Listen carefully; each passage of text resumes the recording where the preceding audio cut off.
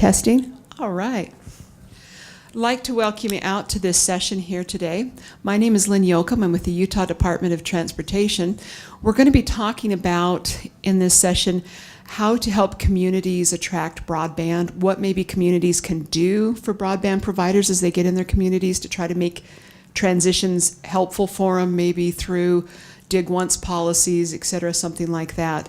And I have a panel here that is going to help answer those questions. I'm going to pose those questions to them and see from their experience within the industry what their answers are going to be. They haven't seen these questions, so it's kind of going to be putting them on the spot, so it should be interesting. Kind of a little bit of late night, but with broadband, so yeah. I'm going to pass the microphone down and let them introduce themselves and tell them a bit about themselves and the companies that they are representing. My name is Dean Lundberg. I'm from Wildfire Broadband. It's probably a name you haven't heard of. We're actually a relatively new organization. We're actually doing some acquisitions of what are fixed wireless providers, mostly in central and southern Utah. We are, like I said, a fixed wireless provider, and many of you may or may not be familiar with that technology. It's kind of a cross between, I guess, a cell technology and what is a wired technology. We kind of like to call it wired by wireless, in that we're really connecting people between a tower and a fixed antenna on a subscriber location. And so we fill a unique niche within the broadband market. We service a lot of rural communities and really areas that are underserved by what might be wireline infrastructure. That's really kind of our focus as we look for those opportunities out in the community where people need faster speeds and they're not able to get them. And we come provide it wirelessly in quite an economical structure. And so that is really our focus. And so we're not really trying to go up against some of the larger wireline providers, but just trying to fill that need in the marketplace. So we can talk about it later if you have any questions. My name is Dave Ryan with Strata Networks. We are an independent broadband service provider in northeastern Utah, the Uinta Basin, for those of you that are familiar with that area. We cover about 8,000 square miles. We offer services of broadband over DSL, fiber optics, fixed wireless, mobile wireless, and we also are a cable TV provider. Good afternoon, everybody. My name is Mark O'Leary. I run the enterprise business for Comcast Business for really everything Minneapolis and west. The majority of my job is more on the commercial side, but based on some relatively recent MSAs that we won in the state of Utah, in the state of Washington, and a couple others coming down the line. I also have state and municipal government. I'm happy to be here. Thanks. Thank you. We've got an impressive panel here to be able to answer these questions. Now, I work with Utah Department of Transportation, and in the last 7 years since I've been with them, my job has been to try to help facilitate the broadband companies, to help them with their build-outs while we're doing our roads. We're kind of starting to think of transportation more than just roads. We're also starting to think of digital transportation, that these corridors could also help with those areas. And so we've worked with several companies and several of you guys that are out there to help bring this about.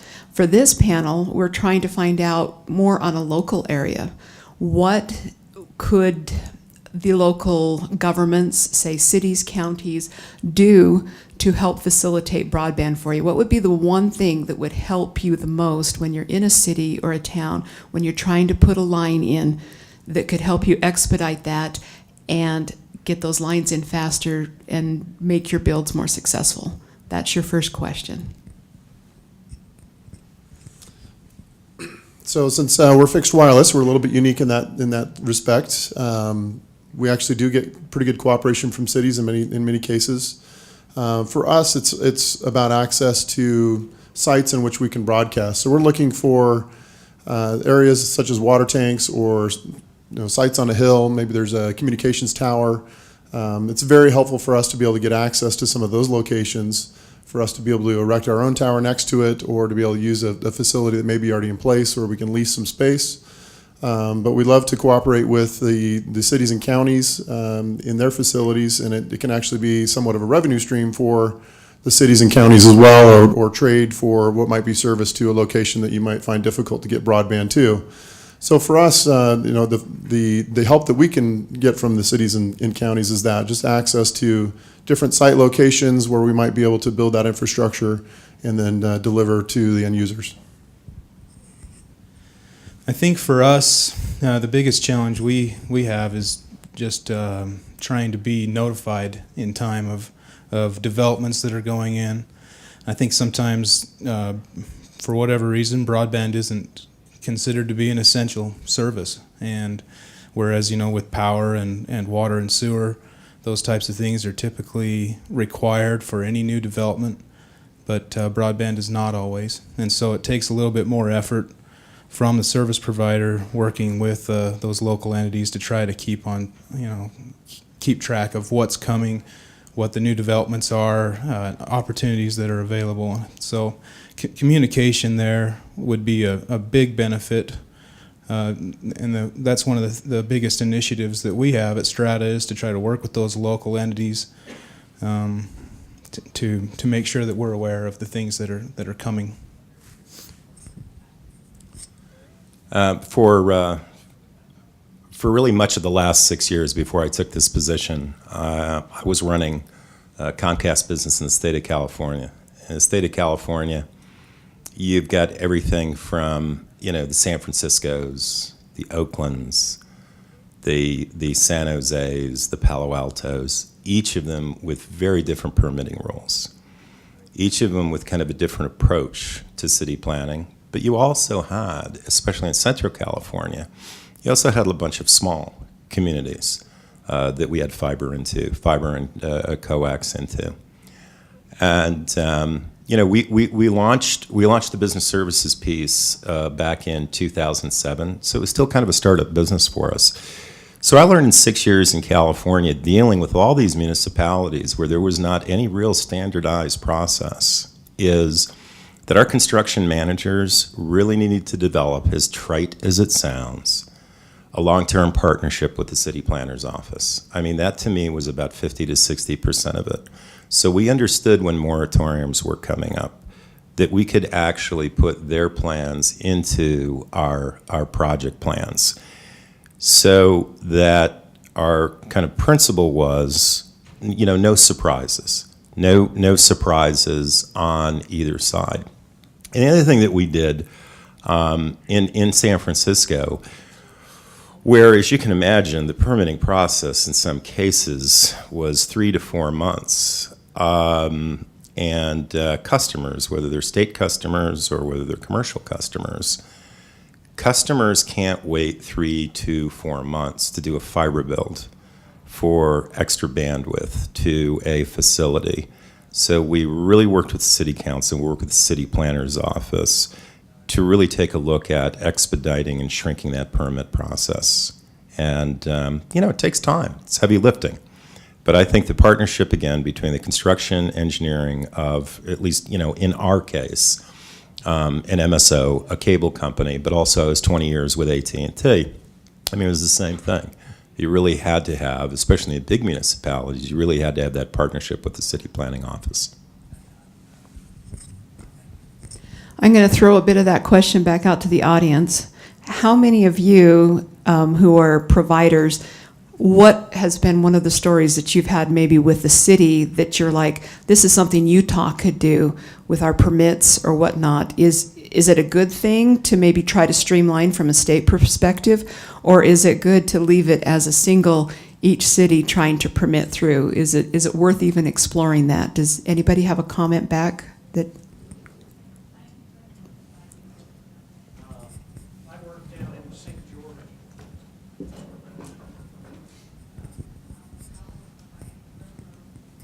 Lynne Beecher with Skywire Fiber. We have worked with St. George, and every week I meet with city officials, and we have what's called a JUC meeting.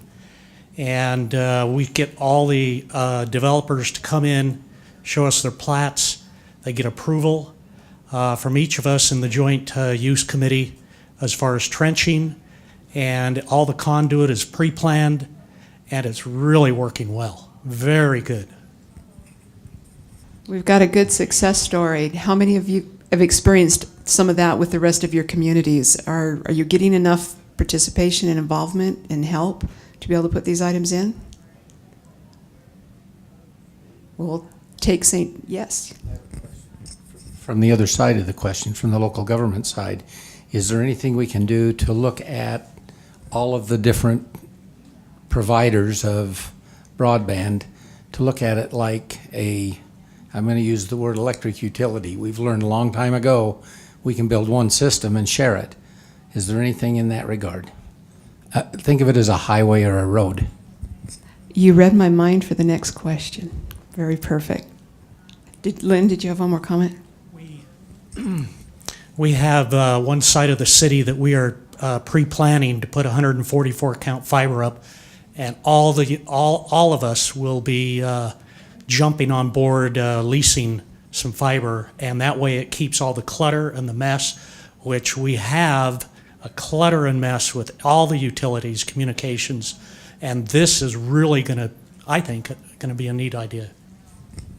Okay, with our next question, we've kind of brought up, what do you feel like from telecoms? Some of you are out in more rural areas, like with Emory. Comcast, you're right in with everybody. You have to work with probably a whole bunch of different type of providers. How do you feel about dig once policy, sharing those type of items? Again, we're unique. We don't do a lot of digging, so we're not heavily involved in that process. I know Lynne does that on a daily basis, so I know Lynne quite well. He does a great job at that.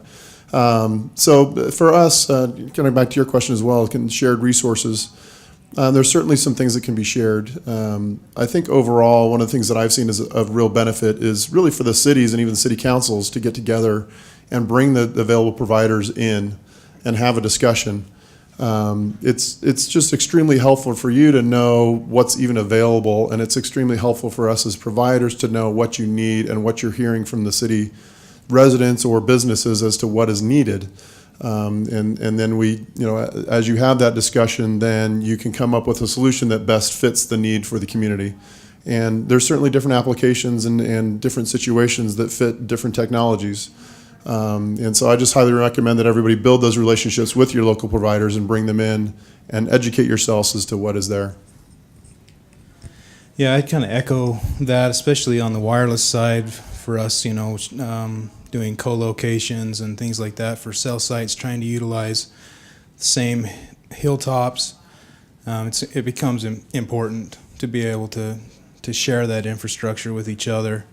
The landline side of things can sometimes be a challenge just because somebody has to be there to maintain it. And so specifically in rural areas, it becomes more of a challenge if there isn't multiple companies there to maintain it. And you're basically left with the one or the few that are. And so that's kind of the challenge, I guess, that would be faced there. That network does require maintenance and upkeep, and so there's some of those things that you have to deal with on that regard. But where it's possible and it makes sense, it's something that we always look at. Yeah, I'm a fan of the dig once policy. As a matter of fact, in a lot of communities in California, for obvious reasons, dense communities like San Jose, like Silicon Valley, like San Francisco, there is a dig once policy because that's really the only practical. That's really the only practical approach to it. I'm not a fan of shared assets. I think that there has to be discrete fiber in those trenches, at least in terms of the MSOs and the ILECs in a lot of cases, because otherwise you're kind of breaking their balance sheet model. But in terms of the practicalities of dig once, and to your point of just really being out in front of the planning of it and having good communication, And, you know, the providers can work together. The providers can work together when there is clarity as to what the municipality really wants, and also there's clarity as to what the long-term plans are of the city council. Thank you. I was also thinking from the city point of view, when the city opens up trenches to put in extra sewer pipes, waters, or they're doing big projects like that, I've noticed that a lot of cities don't include the telecommunication companies at that time, which I find unfortunate because that's the most prime time when you've already got the pavement put up. I've watched 2 cities around here do big irrigation systems and not do any communication pipes at the same time that they were doing the irrigation systems. And I was going, wow, this is something the city should really look at while you're putting in lines or anything like that. How do the telecom providers feel when a city will put that in and you come in? It may not be built to your standard. Would you prefer that when you come to a city that maybe it's just the coordination that they get during the pipes? But I know when they try to put it in that it's hard to coordinate everybody when you do those projects and find the right person at each of the companies to invite in to say, we're opening this up, what do you want to do? It can delay a project sometimes six months just to try to do that type of coordination. So are you okay with going into pipelines conduit that a city puts in, and as you need down that road that you could speak and maybe get conduit from that city? I know fiber's kind of the big thing that you don't want to share. That's what the communications run over. But what do you feel about on shared conduit systems that the cities could put in, use, and then when you come in and need to provide a service? You want to start with that? That's probably more towards you. Yeah, I mean, you know, look, from a commercial standpoint, I'm a fan of it. Short answer. From a commercial standpoint, in terms of commercial Class A and Class B office buildings, we're in shared conduit anyway. All of us are. So, and again, I live in Denver, but 30 years in California. I mean, you go into some of the big Class A buildings, and that's just something that we're used to. Is shared conduit.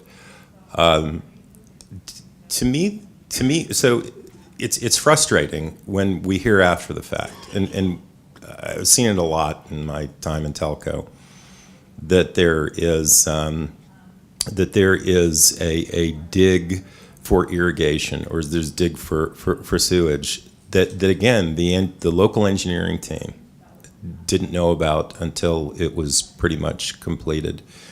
And, you know, especially with the communication platforms we have today, I don't know if it's that arduous for a municipality to at the very least, have a database of providers and just communicate to the providers what the plan is.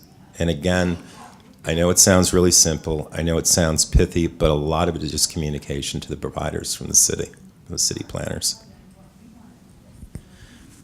Just similar to what Lynne mentioned, we've done that with one of the counties that we serve. We have a group that gets together all of the utilities, all of the different road departments and water and sewer districts, and we meet on a regular basis to discuss projects that everybody's working on so that we can try to coordinate together on where it makes sense. Sometimes it doesn't make sense, but when and where it makes sense for each entity to partner with each other, we try to do that. And broadband is, you know, and our infrastructure is one of the services that's considered in that process, but everybody gets that opportunity, and that's really been beneficial for us. It's been probably the best thing we've done in order to try to help that effort of working with local government to make sure that broadband services are being considered when new projects are taking place. We'll just put a point on one thing. It is very difficult to share network assets. So it's difficult to build what it might be city-owned assets that then are shared by providers. It just doesn't ever work out very well. So you know, that's always a thing to remember as you're going about and planning your communities. Again, I can't stress enough just getting educated a little bit on what is available, and then creating a plan that, you know, can handle what you need and what you think you're going to need in the future. It kind of takes me back to the question, do we have some, we've got one government leader out there that's identified themselves.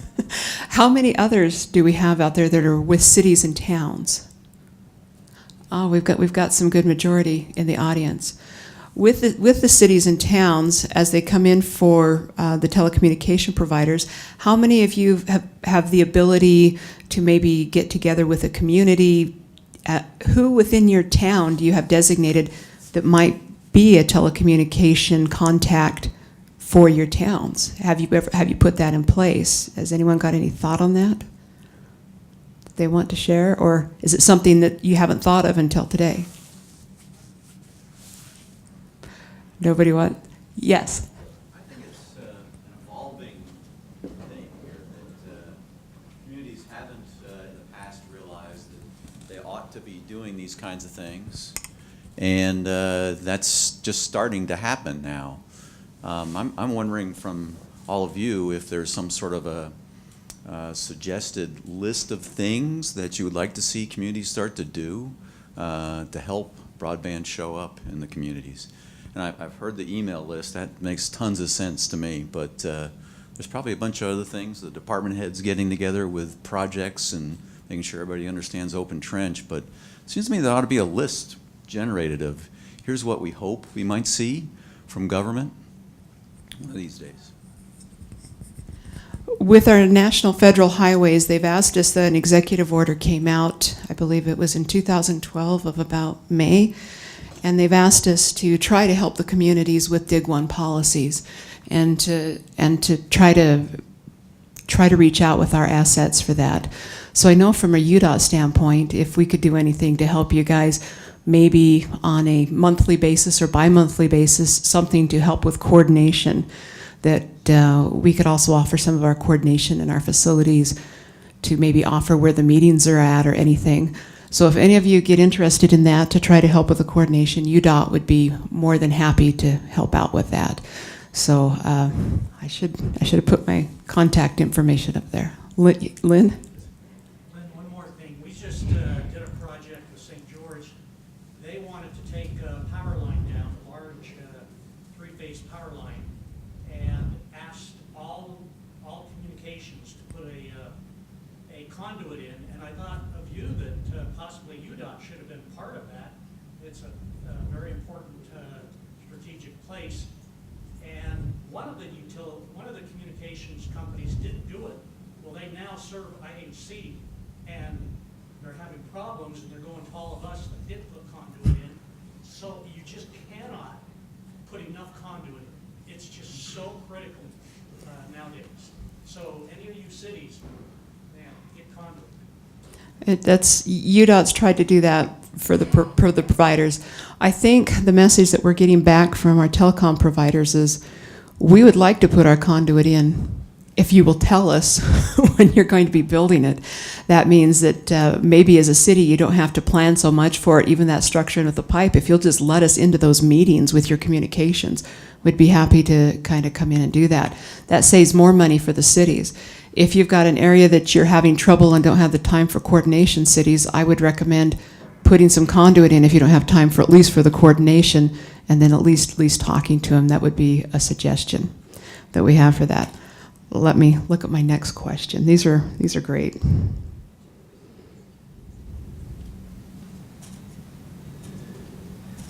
Last mile challenges coming in for the communities. That seems to be a really hard item to deal with. You can build backbones fairly efficient, but trying to get that last mile dig into each of your people that you are going to touch. I noticed that there seems to be a lot of cost developed with that. Is there anything that the communities can do to try to help encourage that last mile for you? We've seen a myriad of different things within Utah happen where they're asking the homeowners to put in the conduit so that it's like a communication conduit, or where you guys own the lines that you're going in. What are your thoughts on that last mile? Is there anything that the cities or the counties can do to help with that? That seems to be the biggest cost area. Yeah, it certainly is the biggest cost area. For us, that's kind of where we excel. We're putting in wireless infrastructure, and so it's more of a success-based spend than it is more of a build and pass every home. So our capital structure is a little bit different, a little bit more efficient on that side, and so we can come in a little bit lower cost to the end user because of it. So, again, we're not trying to lay lines in front of every home, but we certainly can use the help in getting the right locations in order to. We have a line of sight product, so you've got to have line of sight to each home, and so getting the right sites for us that have good visibility into a community is key for us. And so oftentimes those are owned by the cities or counties, and if we can get access to those, then we can have a more effective product. I think the biggest shame that we see sometimes is when a trench gets opened up to put a power conduit in, and the telecom provider doesn't get called also, and doesn't get the opportunity to utilize that same trench. And very often the facilities that serve for the broadband service provider are located very near or immediately adjacent to the power services that are being trenched to. And so how do you get that message to the contractor? And I think the solution that we feel would be the correct one would be for the building permit to require that to be done as part of that process and have it be inspected. So, if broadband is important to your community and you feel that you want it to be delivered to the homes of the residents in your community, show that by requiring it to be done on your building permit. Can I take a little bit different tack and talk about commercial business as opposed to residential? Because I think these guys absolutely hit the residential piece, okay? Again, I apologize. I don't know in your communities if you really have a broadband infrastructure. If you all do, you're very fortunate. But there's a lot of communities out there that literally have, above and beyond the tactical stuff we're talking about today, that's great. There's a lot of municipalities out there, even in urban areas, that don't have a broadband infrastructure. And I see a couple of people going like this. Okay, and I'll summarize it. But if I can take 2 minutes to talk about what I think is the best practice in terms of a public-private partnership that we did, interestingly enough, right in the middle of Silicon Valley, in between San Jose and San Francisco. There's a small city, San Mateo, California. For those of you that know the Bay, it's right off the 101. It's right in the heart of Silicon Valley.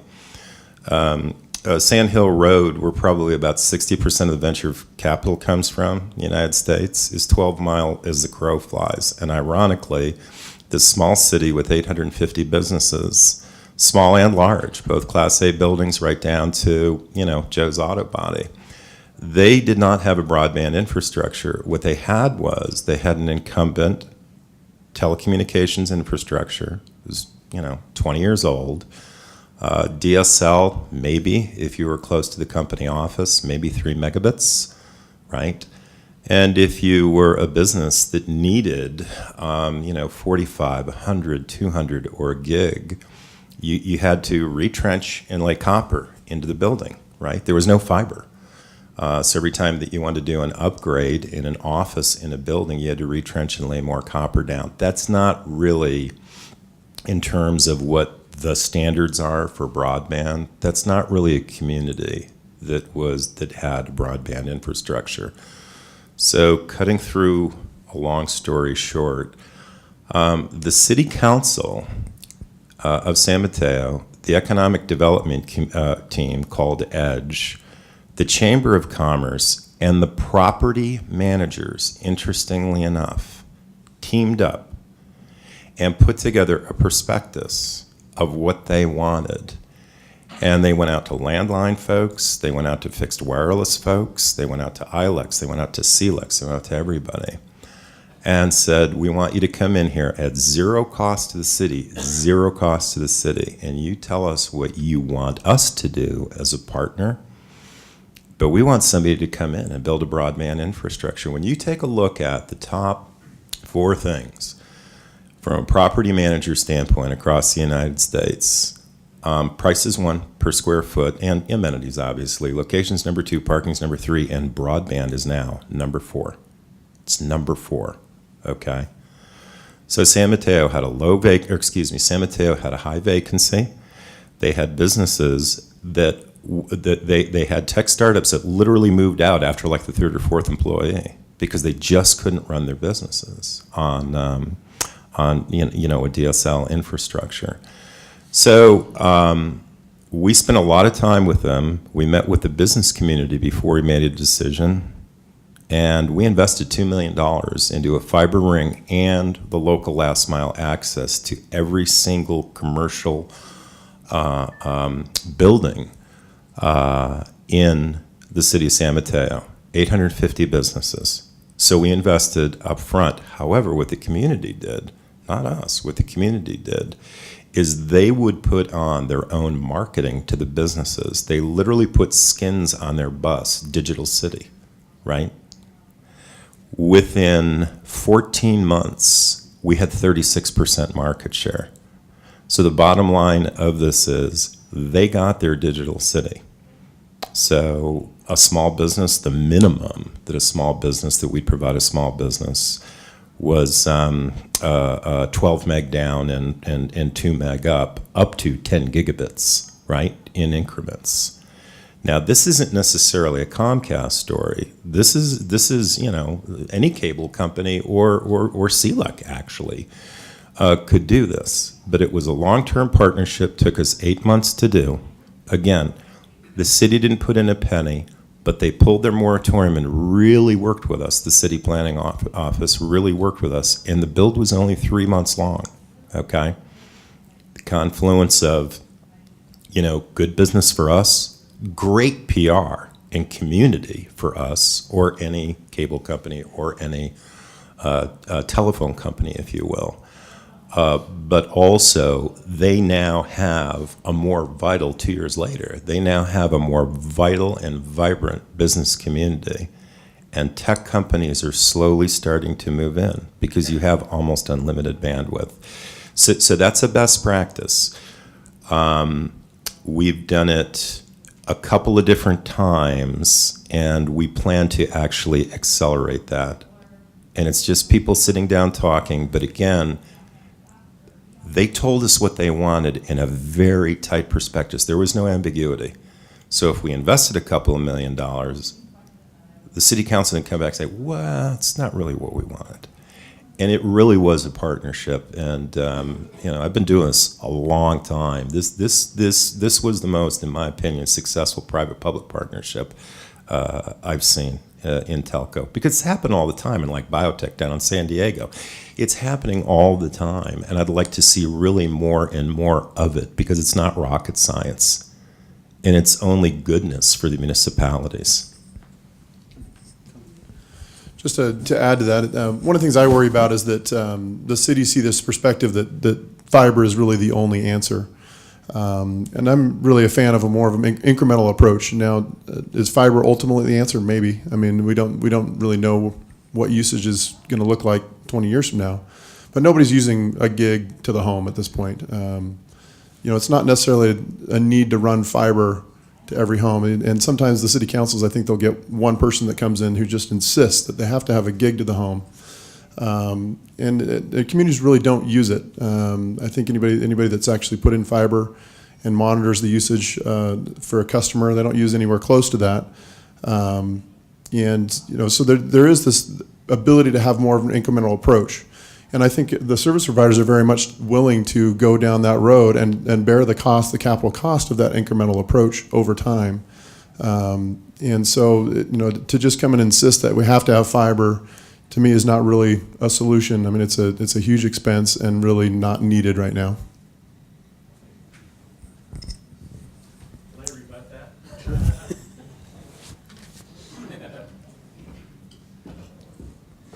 You'll have to tell us your name. My name is Randy Burgoyne, former president of Burgoyne Computers. I feel that a home needs significant bandwidth. I think 25 meg, maybe even 100, is really what they ought to have for a couple of reasons. One is ping rates, typically with a DSL or wireless or some other technologies, are typically slow, making it difficult for them to do voice over IP services or some of the high-end gaming systems that many of them want to have. So I think that while they may not be using that gig bandwidth going into their house, the other services that come with it, or the immediate access of that for a particular service, like the split networks that Glenn talked about this morning, is going to need 100 megabit. And I think it's a fallacy that people can get by with 10 megabit. I know at our house we don't get by with 10 megabit. I'm taking everything I can from CenturyLink that they offer. We're high bandwidth users, so you get a good bill from us. I want to add one more thing. Not only is it the bandwidth, but the upload speeds are what really people struggle with. Because people are using Dropbox backup solutions, the upload speeds are critical, and most of the DSL and even Comcast services drop the upload speeds to maybe 10% of the download. I gotta agree with him on that one. It's I wish I had more upload speed. Okay. Yeah. Thank you. It's when I have to get to a server and transfer files, and it makes a difference for our traffic signals. A lot of we flip what we have to do with our traffic and cameras that you see that go all out over UDOT. We need the upload speeds because we're pushing the video signal back to our traffic operations center. So when we hook up DSL, we get a much deteriorated picture, because even on DSL where you can go higher, I can't go lower. But there's a few telephone companies out there, and I'm going to give a kudos shout out to CenturyLink for being able to flip their speeds for us. They can push me the other direction, so that's really nice. Just wanted to comment, just to speak to your point. There is a lot of technology advancements that have occurred, even on the current technologies, to lower latency and improve the quality of those connections. Is it available everywhere? No, not necessarily. So, I mean, in many cases, it's a matter of upgrading older infrastructure to new infrastructure to get what is the advantages of the technology that is available now, which is still very economical to put in place. And I think on the upload piece of it and some of those things, those are really more service provider decisions, and oftentimes not necessarily the system incapable of doing it. In some cases, maybe on the really old stuff it is. But on the newer stuff, on the newer platforms, to be able to manage between download and upload is something that service providers really have quite a bit of control over. And so if there is, if the consumer is asking for that, the service providers tend to have the ability to adjust to it. Thanks. I don't know what your house looks like on a Saturday evening, but I've got 2 or 3 kids all downloading on demand, off the TV screens, and you've got him playing his high-speed internet game off there to the side with multiplayer. I'm trying to pull my stuff off, and if you're not hooked up decent, you just notice everyone starts to yelling at each other, who's hogging all the bandwidth? So we get that, and I'm pushing a lot of bandwidth, I'll tell you with that. I'm going to switch gears with you now that we're going to talk about GIS, because I see Grant there, and GIS is something that's kind of near and dear to my heart on trying to locate within our cities. We've made a very concerted effort at UDOT to make sure that our plant is very well GIS, that we know where our conduit and our fiber optics and where they're at to operate with. But I don't think we've done a good job on showing where the other utilities within our right-of-ways are at for our telecom companies. When one of them comes to us for a build, they have to go out and do subsurface utility locating and try to really understand on that build where they're going to be at and what they've got to deal with, other than just a simple blue stake to go through it. We've been putting a concerted effort into it. I noticed that maybe with the cities, that this might be also something within their right-of-ways that they could be tracking. Is there any city in here that's starting to do that, to do their tracking of the utilities within their right-of-ways, or is it just more of a permit section that you've got, or have you started to step it up? Anybody? That goes into my next question, how would this type of GIS mapping benefit to the telephone companies and the broadband companies, wireless companies, when you're maybe laying a backbone to a tower, et cetera, help you in getting that deployment off? I know in California, Monterey, their band speeds aren't very good. Up Highway 1, there is no cell phone towers or broadband. And I was wondering why, because it was Silicon Valley. Now I kind of know why. It's all the restrictions that they've got.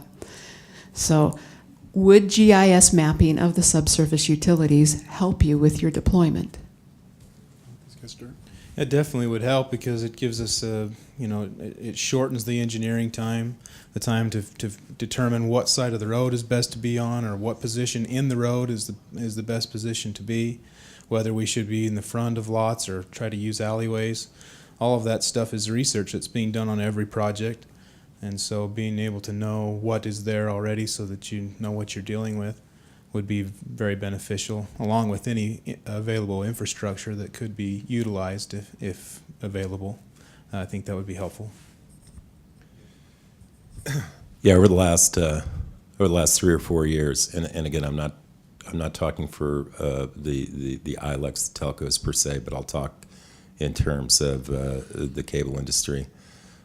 We've taken all of our electronics, whether it's a coax hub, whether it's a fiber node, fiber, a splice point, an access point, and what we've done is we've geocoded it into a fairly standardized data format called spatial, which is an Oracle searchable GIS database. And most cable companies have just about got that done because 6 or 7 years ago, when I came into the cable industry from the telecom industry, it was like, my God, you guys have paper.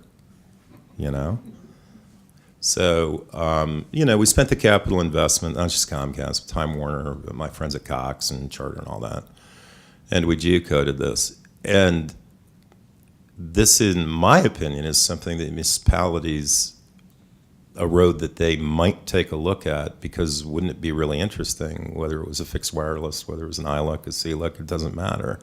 Wouldn't it be really interesting if we could all use the same standard in terms of where our assets are? That's something I hadn't actually thought about, but again, the standard's out there. It's an Oracle searchable database called Spatial, and there's others that go to a GIS standard to put your assets into a database. And again, I don't think it would be rocket science, but I think that's worthy of a lot of cycle time. I hadn't thought of that. How would the telephone companies feel about sharing their data if the city set up for that within their cities to help them with that mapping? You can take that one, Dave. Isn't there another telephone company up here? I guess traditionally that's been something that telephone companies have been careful about. I'm sure that those of you that have dealt with that have probably seen that. There are some reasons for that. Some of it is based on security. Just being able to provide security for infrastructure that's being used for various different entities, and obviously some of it is also for security for your own assets and protecting the investment that you've made there. I think that as time goes on, everyone's going to have to learn to be more open about those types of things, but there are limits and I guess some compromise there that would have to be given both ways, I think, in order for that to work well. It's kind of interesting. I don't have a set answer on that, Lynne, but one of the things that's going on where, 4 or 5 years ago, 10 years ago when I was working, 12 years ago when I was working for AT&T, the only people that we would share our fiber maps with, or our route maps with, is A, the federal government, and B, if we really, really wanted a big hospital chain, we had to show them where our diversity was for HIPAA compliance. Not necessarily HIPAA, but in terms of, class 5 trauma hospitals that can't go down. I mean, they can't go down, or there's lives at stake. That's the only time that I've ever seen telcos open up their assets, and it wasn't on a continuous basis. But now we're getting into a situation, and it's not obvious, And we're getting into it more and more, where our competitors are coming to us for access, and we're going to them for access. So this whole concept of, your digitized assets, we have to put a firewall around. Our competition's understanding where our fiber nodes are these days. They're understanding where, because we're selling it to them. I mean, we're monetizing it. And I think it's good for them, and it's good for us. We can get to places through, some of our competitors that we can't get into because we simply don't have plant there, and vice versa. So with that as a backdrop, I think over time, it's going to become less and less kind of crown jewels. And I think it, especially in a state municipal standpoint, and again, our legal people may blanch, but I think it just makes all the kind of sense in the world. If you're going to geocode your assets, share them, because the time to market, the prevention of mistakes, I'm thinking as I'm talking, but I think that idea has merit. I'm glad to hear that. Someone asked me once why we share our public conduit where it's at, and we put it out there. They said, aren't you afraid of terrorist activity? And I said, a terrorist is going to hit us maybe once, but those backhoes, those are the real terrorists. It's like being dug up that many times. Okay, I appreciate your comments. What we're going to do I think we've got, 5 minutes? 5 minutes left? Let's take any questions that we've got here from the audience and let them chime in. I've got one right back there. Okay, I'm from a city, and I'm going to ask a $1 million question. From a municipal standpoint, we've looked at all types of things that are happening around the country right now. Relative to trying to get broadband capacity into our cities. Some fantastic things have happened. The other day in Layton, we're a Utopia city, and we just deployed wireless infrastructure, or a wireless signal to all of our parks. And what we're finding is that we've got youth in our parks that are sitting there just because the capacity is there. And they're figuring out that this is a hot spot. These are places where we can go to use high speed internet. So the question I have is this: it's not a simple one, but I listened to Kevin Lowe talk the other day at a league meeting, and he was talking about how far government should go in providing infrastructure. And what is infrastructure? What is truly infrastructure today?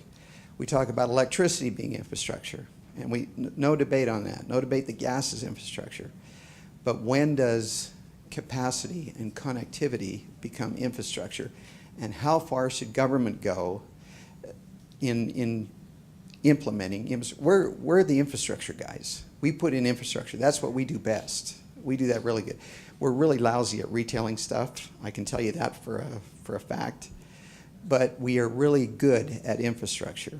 And so where's that line between what government ought to do and what the private sector ought to do? And in Seattle, you've got a public-private partnership. In Provo, you've got a public-private partnership. In other areas, you've got cities that own their own fiber. UDOT owns its own dark fiber. They didn't just put in conduit, they put in fiber too.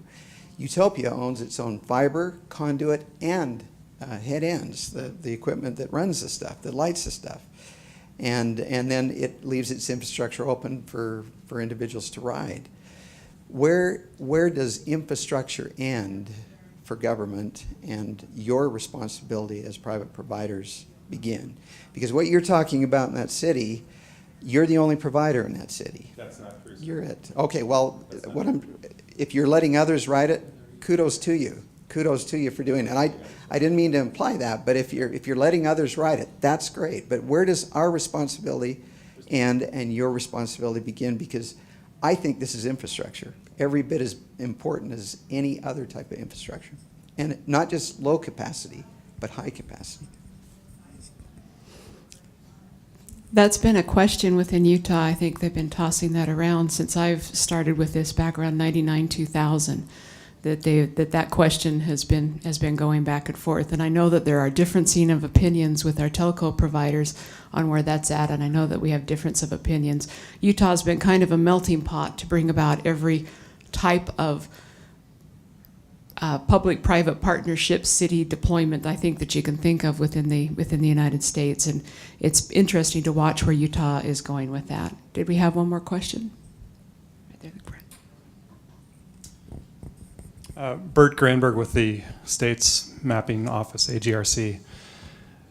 I'm wondering if any of the panelists see a way to coordinate on the open trench opportunity, other than sort of the ad hoc, everyone kind of does it differently. If there's like a way to, similar to maybe like blue stakes, where the problem gets solved in the same way across the whole playing field.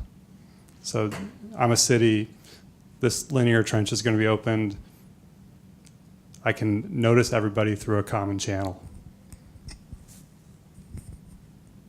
I've got a grandiose idea that, if I don't kick that over, with AGRC, and I've never told Grant about this, but they would be an amazing clearinghouse with what we do, I think, already. There was some U-Plan stuff that we do, and there's, trying to get all the communities together with all the utility sections if they'd put them up. But if we had open trench, something similar with blue stakes, the notifications could go out. If everybody would agree that when they're doing a project that they notify this clearing area, and that anybody that's interested within there just gets a notice out, just like a blue stake ticket goes out, just anything. When everything is done, it could be recorded like what you guys do with all the mapping services, and it would be something easy for everybody to see what's happening. And the map over 10 years would then become a heck of a lot more complete than anything that we've tried to do now. It would just start and be ongoing. That's just an idea by Lynne. That's just kind of what I saw our existing services that we have with the state could help out with some of the comments that we've had.